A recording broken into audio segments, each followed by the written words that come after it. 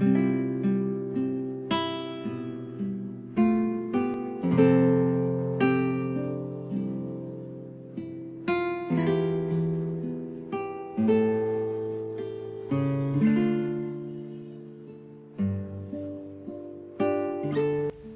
mabuting balita ng Panginoon ayon kay San Lucas.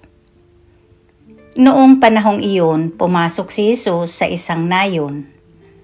Malugod siyang tinanggap ng isang babaeng nagngangalang Marta sa tahanan nito. Ang babaeng ito ay may isang kapatid na Maria ang pangalan. Naupo ito sa paanan ng Panginoon at nakinig sa kanyang itinuturo. Alalang-alala si Marta sapagkat kulang ang kanyang katawan sa paghahanda. Kaya't lumapit siya kay Jesus at ang wika, "Panginoon, sabihin nga po ninyo sa kapatid kong tulungan naman ako."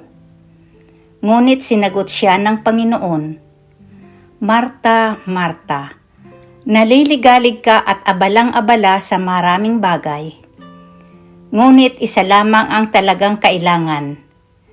Pinili ni Maria ang lalong mabuti, at ito'y hindi aalisin sa kanya." Ang mabuting balita ng Panginoon.